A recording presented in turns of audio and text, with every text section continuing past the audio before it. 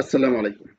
আমরা ট্রেড ফাইন্যান্সের TFFE chapter 3 international trade payment method এবং ট্রেড সার্ভিস প্রোডাক্ট এটা দেখব। তো এখন থেকে যে অধ্যায়গুলো আসবে সবগুলো অধ্যায় অত্যন্ত গুরুত্বপূর্ণ অধ্যায়, আর এটা একটু মোটামুটি খুব বেশি জটিল না।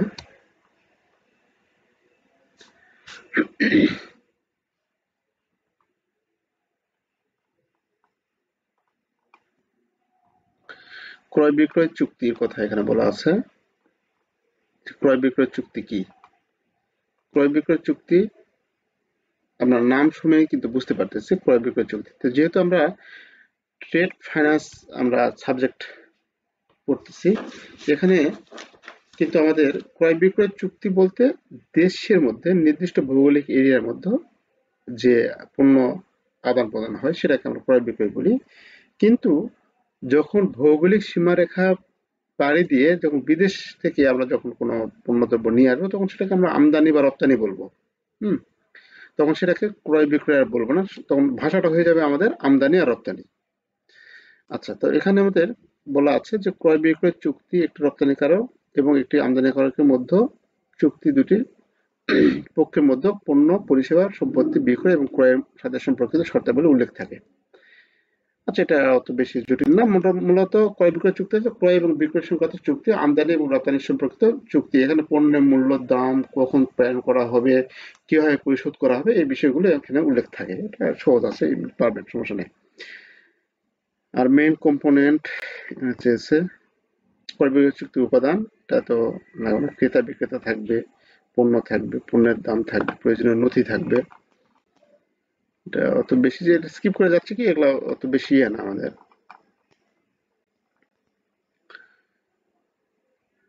বিশ্বব্যাপী কতগুলি ট্রেড পেমেন্ট পদ্ধতি আছে বা উপলব্ধ আছে এগুলোর নাম দিন, বা কয়েকটি ট্রেড পেমেন্ট আমদানি রপ্তানিতে ব্যবহৃত হয় এরকম ট্রেড পেমেন্ট পদ্ধতি বা পেমেন্ট পদ্ধতি কতগুলি বা কয়েকটি বর্ণনা দিন। অগ্রিম নগদ, এখানে আমরা অগ্রিম নগদ বলতে বুঝতেই পারতেছি যে জিনিসটা কি। পণ্য ক্রয় করার জন্য আমরা আগে যে টাকাটা দিই, তাই না, সেটা হচ্ছে আমাদের কাছে অগ্রিম নগদ। এই পদ্ধতিতে পণ্য পাঠানো বা বিক্রয় করার আগে ক্রেতা বিক্রেতাকে অর্থ প্রদান করে, নাম থেকে আমরা বুঝতে পারতেছি। এটি বিক্রেতাকে সর্বোচ্চ পরিমাণ নিরাপত্তা প্রদান করে, কারণ ক্রেতা বিক্রেতাকে অগ্রিম অর্থ প্রদান করে বাকিতে বিক্রয়ের ঝুঁকি হ্রাস করে। মানে এটা বিক্রেতা অধিক নিশ্চিন্তে থাকে। কাউকে অ্যাডভান্স দিলে বিক্রেতা অধিক নিশ্চিন্তে থাকে যে তার কাছে পণ্য সে বিক্রি করতে পারবে। আর যদি অ্যাডভান্স না থাকে, এমনি কথা দেয়, তাহলে কিন্তু সে দুশ্চিন্তায় থাকে যে আমার পণ্য নিবে কি নিবে না, তাই না? ওপেন অ্যাকাউন্ট, ওপেন অ্যাকাউন্টের মাধ্যমে, যে ওপেন অ্যাকাউন্ট হলো অগ্রিম নগদের বিপরীত। ওপেন অ্যাকাউন্ট পদ্ধতিতে ক্রেতা বিক্রেতার মধ্যে সম্পাদিত চুক্তি মোতাবেক দলিলপত্র বা পণ্য প্রাপ্তির পর ক্রেতা মূল্য পরিশোধ করেন। তাহলে চুক্তি মোতাবেক দলিলপত্র বা পণ্য প্রাপ্তির পর মূল্য পরিশোধ করেন। তাহলে এটা মূলত এক ধরনের বাকির মতো। হ্যাঁ, তো আমাদের ওপেন অ্যাকাউন্ট বা ওন অ্যাকাউন্ট শব্দের অর্থ বাকি। আমরা অ্যাকাউন্টিং এ যখন অঙ্ক করি তখন ওন অ্যাকাউন্ট, এখানে 2 নাম্বার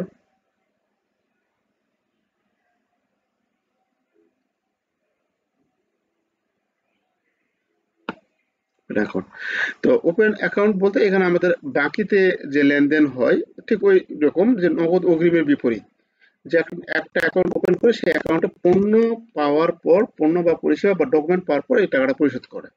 তারপর আর কি হতে পারে, ডকুমেন্টারি কালেকশন। ডকুমেন্ট কালেকশন করে আমরা এক দেশ থেকে যে পণ্য কিনবো তার ডকুমেন্ট হাতে পাওয়ার পর আমরা টাকাটা পরিশোধ করবো না, পণ্য পাইনি, ডকুমেন্ট পেয়েছি, এরকম।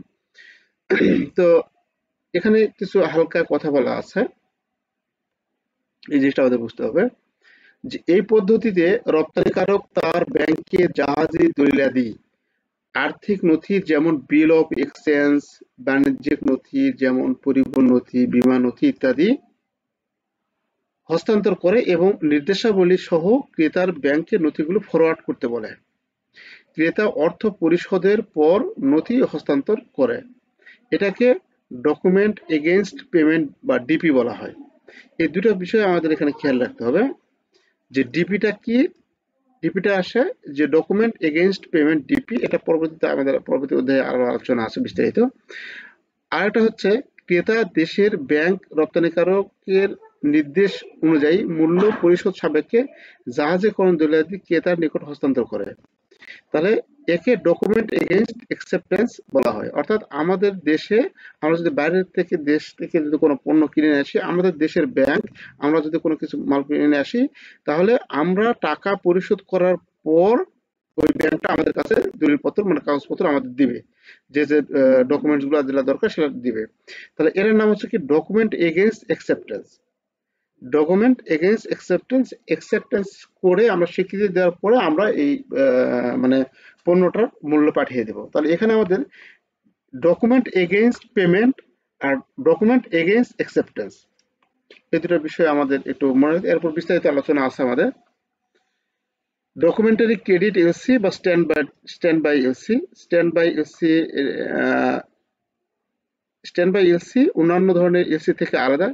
আরেকটা কথা বলে রাখি, আপনারা ক্রেডিটে যারা আছেন তারা কিন্তু অনেক কিছু আরো ভালো বলতে পারবেন, কারণ এখানে ক্রেডিট বিষয়ে অনেক কিছু আলোচনা আছে।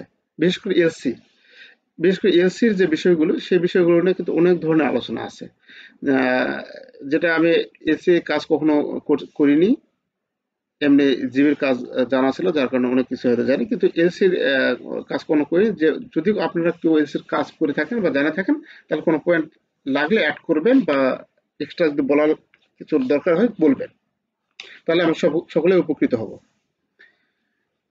স্ট্যান্ড বাই এলসি অন্যান্য ধরনের এলসি থেকে আলাদা, কারণ স্ট্যান্ড বাই এর প্রাথমিক কাজ হলো ট্রেড পেমেন্ট মেকানিজমের পরিবর্তে নিরাপত্তা বা গ্যারান্টি হিসেবে কাজ করে। Standby letter of credit standby LC এক প্রকার পেমেন্ট গ্যারান্টি যা গ্রাহকের পক্ষ থেকে ব্যাংক প্রদান করে থাকে। কোনো চুক্তিতে দুটি পক্ষ যদি ভিন্ন দেশের চুক্তির শর্ত যথাযথভাবে পরিপালিত না হওয়ার আশঙ্কা থাকে, সেক্ষেত্রে বেনিফিশিয়ারি অনুকূলে এসবিএলসি মানে স্ট্যান্ড বাই এলসি ইস্যু করা হয়।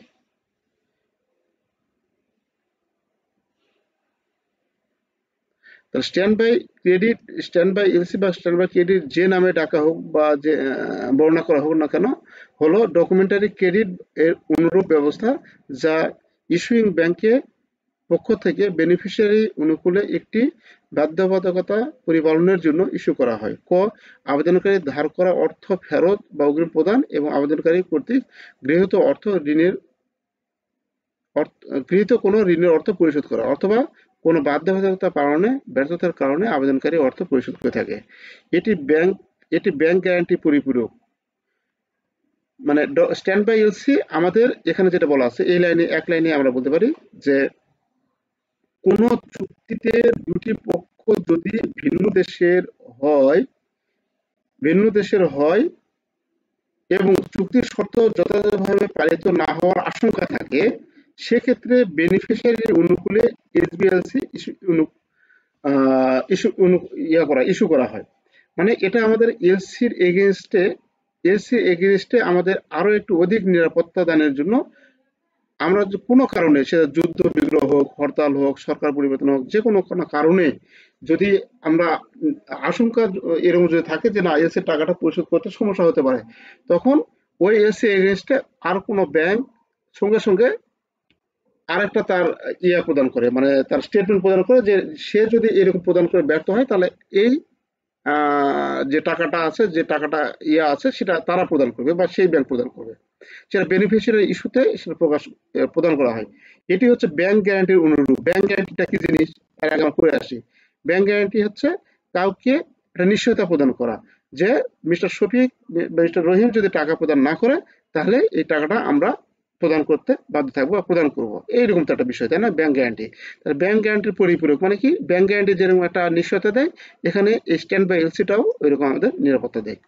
ইস্যুইং ব্যাংক বেনিফিশিয়ারিকে এই মর্মে নিশ্চয়তা প্রদান করে, ইস্যুইং ব্যাংক বেনিফিশিয়ারিকে এই মর্মে নিশ্চয়তা প্রদান করে যে ক্রেডিটে উল্লেখিত কোনো নির্দিষ্ট বিষয় বা ঘটনার ইভেন্টের আলোকে আবেদনকারী ক্রেডিটের শর্ত অনুযায়ী কার্য সম্পাদন বা মূল্য পরিশোধ করতে ব্যর্থ হলে ইস্যুইং ব্যাংক ক্রেডিট ক্রেডিটে উল্লেখিত অর্থ বেনিফিশিয়ারিকে পরিশোধ করতে বাধ্য থাকবে।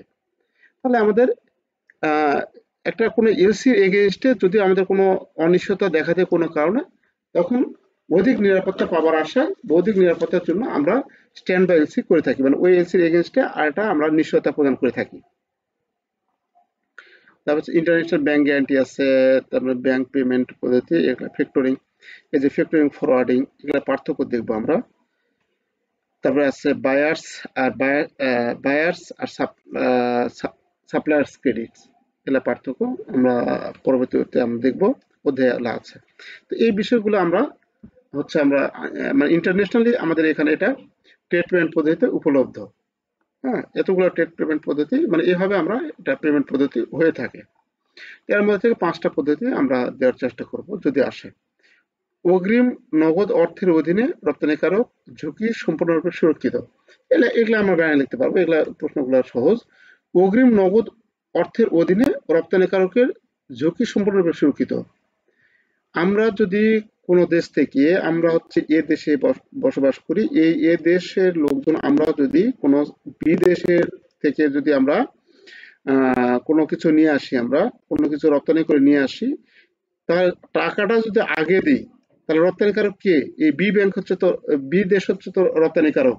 তাহলে এই দেশ অধিক সুরক্ষিত থাকে, কারণ আমরা টাকা দিয়েছি, তার কোনো চিন্তাই নেই, তাই না? এই কথাই বলা আছে, অগ্রিম নগদ অর্থের অধীনে রপ্তানিকারকের ঝুঁকি সম্পূর্ণরূপে সুরক্ষিত। রপ্তানিকারক ঝুঁকি নেই, সুরক্ষিত কি? রপ্তানিকারকের কিন্তু ঝুঁকি তেমন থাকে না। তাহলে রপ্তানিকারকের ঝুঁকি সম্পূর্ণরূপে যাচাই করুন।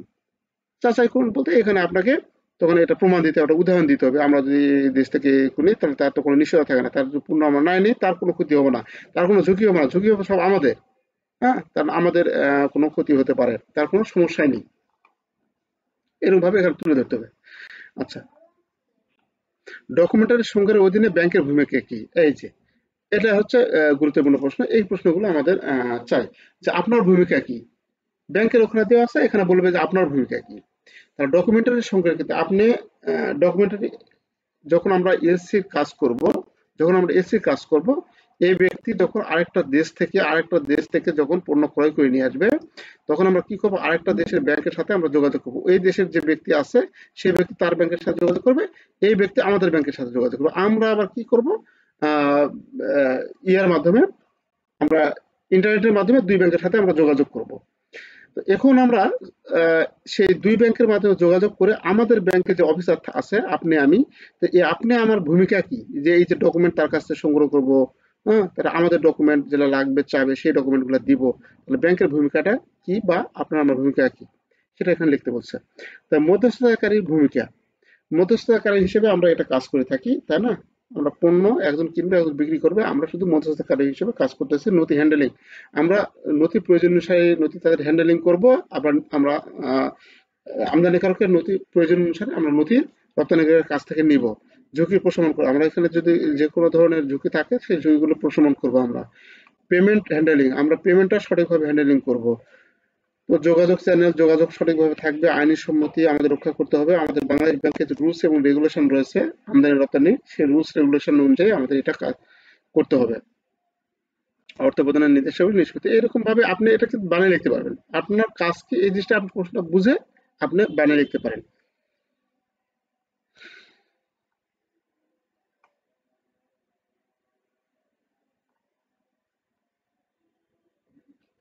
ডকুমেন্টারি সংগ্রহে কয়টি পক্ষ আছে, এগুলোর নাম দিন। তাহলে ডকুমেন্টারি সংগ্রহে কয়টি পক্ষ আছে? রপ্তানিকারক, বিক্রেতা, আমাদের আমদানিকারক, রপ্তানিকারক তো থাকবে। রপ্তানিকারক,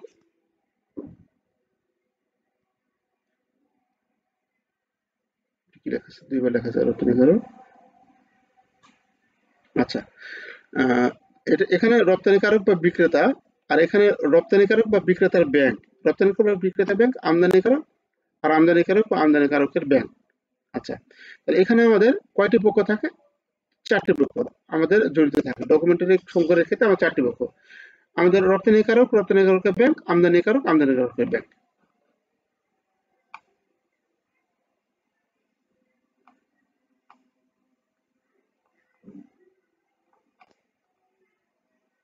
আন্তর্জাতিক ব্যাংক গ্যারান্টির ব্যবহার কি? আন্তর্জাতিক ব্যাংক গ্যারান্টির ব্যবহার কি? ব্যাংক গ্যারান্টির কাজে হলো আমাদের যদি কোনো ঝুঁকিমুক্ত লেনদেন বা ঝুঁকিমুক্ত বা কোনো আমাদের ঝুঁকি থাকে কোনো ক্ষেত্রে, বা কোনো ক্ষেত্রে যদি আমাদের অনিশ্চয়তা প্রদান করে কাউকে কোনো কিছু দিতে, কাজ দিতে বা কোনো পেমেন্ট করতে বা কোনো কাজ সম্পাদন করতে, স্যার সেই ক্ষেত্রে আমরা ব্যাংক গ্যারান্টিটা আমাদের গুরুত্বপূর্ণ ভূমিকা পালন করে, তাই না? যে ব্যাংক গ্যারান্টিটা বিশেষ করে আমাদের ব্যাংক থেকে যেটা নেয় ঠিকাদারেরা বেশি নেয় ব্যাংক গ্যারান্টি। তো এই ব্যাংক গ্যারান্টি, আন্তর্জাতিক ব্যাংক গ্যারান্টি ব্যবহার কি? তো আমাদের আন্তর্জাতিক ব্যাংক গ্যারান্টি যেহেতু আন্তর্জাতিক বাণিজ্যের কাজেই আমাদের ব্যবহার হবে, খণ্ডকালীন চুক্তি, আমাদের নির্দিষ্ট কোনো চুক্তি ভিত্তিক কোনো কার্যের ক্ষেত্রে আমাদের ব্যাংক গ্যারান্টি ব্যবহার হতে পারে। বিড বন্ড, পারফরমেন্স বন্ড, অগ্রিম, এখানে আমাদের অগ্রিমের অর্থ প্রদানের নিশ্চয়তা, custom tax guarantee, lease guarantee, মানে মোট কথা আমাদের গ্যারান্টিটার কোনো কাজের গ্যারান্টির জন্য আমরা এই ব্যাংক গ্যারান্টিটা নিয়ে থাকি, তাই না? আচ্ছা, এটা সহজ আছে। এখন এই প্রশ্নটা হচ্ছে আপনার কাছে ইম্পর্টেন্ট। প্রত্যক্ষ ব্যাংক গ্যারান্টি এবং পরোক্ষ ব্যাংক গ্যারান্টি কি, এদের মধ্যে পার্থক্য করুন। প্রত্যক্ষ ব্যাংক গ্যারান্টি কি এটা আমাদের আগে জানা দরকার, তারপরে পরোক্ষ ব্যাংক গ্যারান্টি কি আমরা জানবো। প্রত্যক্ষ ব্যাংক গ্যারান্টি দেশীয় লেনদেনে ব্যবসায়ী এবং ব্যবসা মালিকদের মধ্যে জনপ্রিয়। আর পরোক্ষ ব্যাংক গ্যারান্টি হলো ব্যাংক গ্যারান্টি স্থানীয় বাণিজ্যের পরিবর্তে আন্তর্জাতিক বাণিজ্যের জন্য প্রযোজ্য। তাহলে আমাদের দেশের মধ্যে যে ব্যাংক গ্যারান্টিটা ব্যবহার হয়, আমাদের দেশে রাস্তাঘাট তৈরি করবে ঠিকাদারেরা, সে ঠিকাদার ভাইদের যে আমরা ব্যাংক গ্যারান্টি গুলো দিয়ে থাকি সেটা হচ্ছে আমাদের কাছে প্রত্যক্ষ ব্যাংক গ্যারান্টি। আর আমাদের এক্সপোর্ট ইম্পোর্টের ক্ষেত্রে যে ব্যাংক গ্যারান্টি বা বিদেশে কোনো কাজের জন্য ব্যাংক গ্যারান্টি ব্যবহার হবে, আন্তর্জাতিক পর্যায়ে যে ব্যাংক গ্যারান্টি হবে সেই ব্যাংক গ্যারান্টির নাম হচ্ছে পরোক্ষ ব্যাংক গ্যারান্টি। তাহলে পরোক্ষটা হচ্ছে আমাদের আন্তর্জাতিক পর্যায়ে ব্যবহার হয়, প্রত্যক্ষটা হচ্ছে আমাদের দেশের মধ্যে ব্যবহার হয়। এগুলো কিন্তু আপনি এই সংজ্ঞা থেকে বা এই আলোচনা থেকে কিন্তু আপনি 4-5টা পয়েন্ট এমনিতে লিখতে পারবেন। প্রত্যক্ষ ব্যাংক গ্যারান্টি কি? আমাদের দেশীয় সীমানার মধ্যে বা আমাদের দেশের মধ্যে যে ব্যাংক গ্যারান্টিটা আমরা ইউজ করি সেটা হচ্ছে প্রত্যক্ষ ব্যাংক গ্যারান্টি। আর পরোক্ষ ব্যাংক গ্যারান্টি বিদেশের মধ্যে বা আন্তর্জাতিক পর্যায়ে লেনদেনের জন্য, আমদানি রপ্তানির জন্য যে ব্যাংক গ্যারান্টি রয়েছে সেটা হচ্ছে এটা। এক্ষেত্রে দেশীয় পক্ষ জড়িত, দেশীয় দুই পক্ষ দেশীয়, এক্ষেত্রে আমাদের একটি পক্ষ দেশীয়, অন্য পক্ষ মানে যা- যার সাথে আমরা ইস্যু করব সে হচ্ছে আমাদের কাছে বিদেশে হবে, তাই না? অর্থাৎ এটা বাইরের দেশের সাথে এটার সাথে সম্পর্কিত এরকম। আমাদের এটা প্রত্যক্ষ ব্যাংক গ্যারান্টি আমাদের দেশীয় মুদ্রায় হতে পারে, আর পরোক্ষ ব্যাংক গ্যারান্টি অবশ্যই এটা বৈদেশিক মুদ্রায় হতে হবে, বা যে দেশ থেকে ওই দেশে কিভাবে চাচ্ছে, ডলারে চাচ্ছে না ইউরোতে চাচ্ছে, কোন দেশে চাচ্ছে সেইভাবে আমাদের ওটা কনভার্ট করে নিতে হবে, মানে বৈদেশিক মুদ্রায় হতে হবে মোট কথা। এরকম ভাবে 3-4টা পয়েন্ট কিন্তু আপনি লিখতে পারবেন, যে যখন আপনি জানবেন যেটা দেশের মধ্যে হচ্ছে আর ওটা বিদেশের মধ্যে হচ্ছে, তখন আপনি সহজে জানতে পারবেন, লিখতে পারবেন। এখানে আমাদের প্রত্যক্ষ ব্যাংক গ্যারান্টিতে 3টি পক্ষ থাকে, যেমন আর্থিক প্রতিষ্ঠান,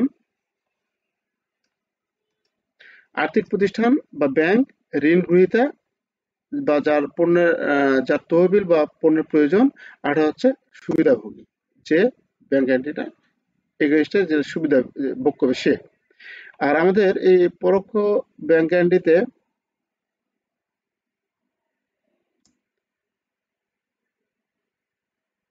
যে 4টি পক্ষ জড়িত। 4টি পক্ষ কি? আমাদের ওই যে উপরে বললাম, আমদানিকারক ব্যাংক, রপ্তানিকারকের ব্যাংক, ঠিক ওই রকম। স্থানীয় ক্রেতা, স্থানীয় ব্যাংক, বিদেশি সরবরাহকারী মানে বিদেশি বিক্রেতা, বিদেশি ব্যাংক, এই 4টি পক্ষ। তো আমরা এই ক্ষেত্রে কিন্তু আমরা এটা লিখতে পারবো। অনেক গুরুত্বপূর্ণ প্রশ্ন কিন্তু আমাদের প্রত্যক্ষ ব্যাংক গ্যারান্টি, পরোক্ষ ব্যাংক গ্যারান্টির মধ্যে পার্থক্য করা। তো এই পার্থক্যগুলো আমরা এখানে বলা আছে, 3টি পক্ষ জড়িত, স্থানীয় বাণিজ্য ব্যবহার হয়, আন্তর্জাতিক বাণিজ্য ব্যবহার হয়, 4টি পক্ষ জড়িত, এরকম একটা লেখা আছে আর কি, সহজে আছে। এই যে হোয়াট ইজ ফ্যাক্টরিং, ফ্যাক্টরিং কি?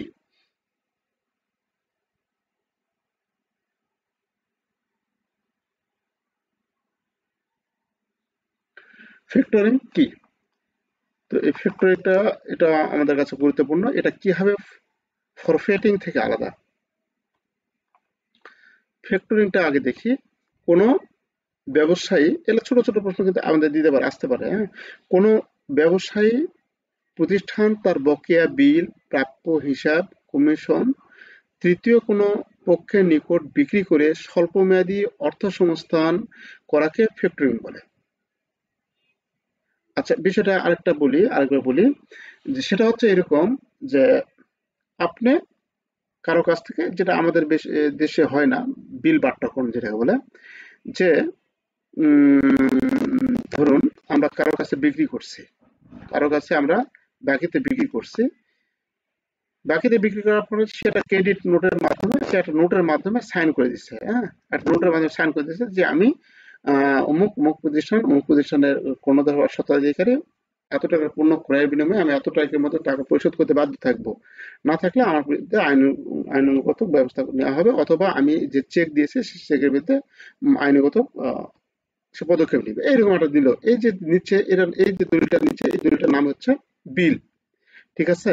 এই বিলটা আমাদের দেশে এরকম খুব কম হয় বা হয় না বললে চলে। এই বিলটা তখন কি করে, যে যে ব্যক্তি বিক্রি করছে, এই বিলটা আছে, এই ব্যক্তি কি করছে, আমার টাকার দরকার, এটা হয়তো ধরুন 5 লাখ টাকা তার কাছে বিক্রি করছে, না, টাকার দরকার, এই ব্যক্তি কি দৌড় মারে ব্যাংকে যাবে, ব্যাংকে গিয়ে ব্যাংক ম্যানেজারের সাথে পরামর্শ করবে যে আমার কাছে এরকম একটা ইয়ে আছে, অমুক অমুক প্রতিষ্ঠানের কাছে বিক্রি করছে, এই বিল আছে, এই বিলটা বাট্টাকরণ করবে। যদি 5 লক্ষ টাকা হয় তাহলে ব্যাংক বলবে, এই ব্যক্তির সাথে যোগাযোগ করে দেখবে যে না, যাচাই বাছাই করে দেখবে যে না, বিলটা ঠিক আছে। তখন কি করবে ব্যাংক, যে ভাই আপনার 5 লক্ষ টাকা বিল, সেটা আমি 4,80,000 টাকা দিব। যখন বিল কালেকশনের সময় হবে এই লোকের কাছ থেকে আদায় করে নিবে, অথবা এই লোকে টাকা দিয়ে নিয়ে যাবে, মানে 5 লক্ষ টাকা দিয়ে নিয়ে যাবে। তাহলে এই 20,000 টাকা হচ্ছে ব্যাংকের লাভ। এটা আমাদের দেশে হয় না, এটা বাইরের দেশে হয়। বিল বাট্টাকরণ একে বলে, অনেক সময় কমার্শিয়াল পেপার বাট্টাকরণ বলে, আবার এটাকে বলে বিল বাট্টাকরণ। কোনো বিল থাকলে সে বিলটা ব্যাংকের মাধ্যমে বাট্টাকরণ করে।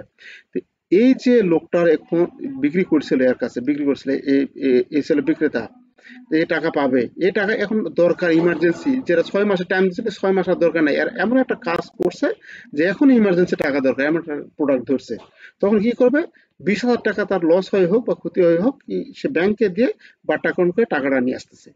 এই যে স্বল্প মেয়াদি, 6 মাস মেয়াদি বা 2 মাস মেয়াদি, যে ব্যাংকের মাধ্যমে সেটা জমা দিয়ে টাকাটা নিয়ে আসতেছে, এটার নাম হচ্ছে স্বল্প মেয়াদি অর্থ সংস্থান। এই স্বল্প মেয়াদি অর্থ সংস্থান করাকে বলে ফ্যাক্টরিং। তাহলে এখানে যেটা বলা আছে যে কোনো ব্যবসায়, আবার একবার পড়ি এর সাথে মিলে, কোনো ব্যবসায়ী প্রতিষ্ঠান তার বকেয়া বিল, প্রাপ্য হিসাব, কমিশনে, তৃতীয় কোনো কমিশনে, এই যে 20,000 টাকা যে কমিশন বা কমে যে বাট্টায় যেটা দিচ্ছে, সেটা তৃতীয় কোনো পক্ষের নিকট বিক্রি করে স্বল্প মেয়াদী অর্থ সংস্থান করাকে ফ্যাক্টরিং বলে। আচ্ছা, আপনার এটা নিশ্চয়ই বুঝতে পেরেছেন। তাহলে আমাদের সাধারণত আমদানিকারকের সরি বলা যায়, সাধারণত আমদানিকারকের দেশের কোনো ব্যাংক আমদানিকারক কর্তৃক মূল্য পরিশোধের নিশ্চয়তা দেয়, এবং আমদানিকারক পরিশোধ না করলে ব্যাংক নিজে অর্থ পরিশোধের নিশ্চয়তা দেয়। যে কোনো দুটি প্রতিষ্ঠানের মধ্যে কোনো ব্যবসায়িক কার্যক্রমের লেনদেনের বিল বা ইনভয়েসের বিপরীতে টাকা পেতে বেশ কিছু সময় লাগে। এই সময়ের মধ্যে কোনো প্রতিষ্ঠান সেই বিল বা ইনভয়েসের বিপরীতে প্রাপক প্রতিষ্ঠানকে স্বল্প সুদে ঋণ দিয়ে থাকে, যাকে সেই আচ্ছা, ওই কথাই বলা আছে, এই লাইনটাই এখানে ব্যাখ্যা বিশ্লেষণ করা আছে। তাহলে ফরফেটিং কি? ফ্যাক্টরিং আমরা বুঝলাম, ফরফেটিং কি? ফ্যাক্টরিংটা হচ্ছে আমরা যেটা আমাদের কোনো দলিল আমরা ব্যাংকে জমা দিয়ে, তৃতীয় পক্ষে কোনো ব্যাংকে জমা দিয়ে আমরা স্বল্প মেয়াদী যদি টাকা শোনাই, সেটা ফ্যাক্টরিং। ওকে। ফরফেটিং হচ্ছে কোনো ব্যবসায় প্রতিষ্ঠান তার বকেয়া বিল, প্রাপ্য হিসাব, কমিশন তৃতীয় কোনো পক্ষের নিকট বিক্রি করার মেয়াদী, এটা এটা মধ্যমেয়াদী বা দীর্ঘমেয়াদী অর্থ সংস্থান করাকে ফরফেটিং বলে। তাহলে ফ্যাক্টরিং আর ফরফেটিং এর মধ্যে পার্থক্য কোন জায়গায় আসলটা? এই স্বল্পমেয়াদী। ফ্যাক্টরিংটা হচ্ছে স্বল্পমেয়াদী, এটা হচ্ছে মধ্যমেয়াদী বা দীর্ঘমেয়াদী। আপনারা নিশ্চয়ই এখন পার্থক্য করতে পারবেন। তাহলে ফরফেটিং এবং ফ্যাক্টরিংটা হচ্ছে আমাদের স্বল্পমেয়াদী, আর এটা হচ্ছে আমাদের দীর্ঘমেয়াদী। আচ্ছা, এখন আর এখানে আর কিছু বলার নেই, এটা আপনারা নিজেরাই দেখে নিতে পারবেন। এটা 4টা পার্থক্য দেওয়া আছে। ফরফেটিং সাধারণত অভ্যন্তরীণ হয়, এটা আন্তর্জাতিক হয়। সাধারণ স্বল্পমেয়াদী, এটা হচ্ছে ফরফেটিং হচ্ছে আন্তর্জাতিক বাণিজ্য ব্যবহার হয়, স্বল্পমেয়াদী। আর এটা আমাদের সবচেয়ে ছোট ব্যবসা প্রতিষ্ঠান, এটা বড় ব্যবসা প্রতিষ্ঠান বা পাবলিক লিমিটেড কোম্পানির ক্ষেত্রে ব্যবহার হয়ে থাকে। আচ্ছা, আমরা পরে থেকে আমরা আলোচনা করব আগামী দিন। বাংলাদেশে ভালো আমদানির জন্য ক্রেতার ক্রেডিট সুবিধা, ইতিবাচক ও নেতিবাচক প্রভাব আলোচনা করা। মানে ভালো আমদানির জন্য আমাদের একজন ক্রেতাকে ক্রেডিট সুবিধা দিচ্ছে, তার ইতিবাচক দিক এবং নেতিবাচক দিকের আমরা আলোচনা করব, এখান থেকে আমরা দেখব আগামী দিন। তো তাহলে আজকে এ পর্যন্ত রাখছি। সবাই ভালো থাকবেন। আসসালামু আলাইকুম।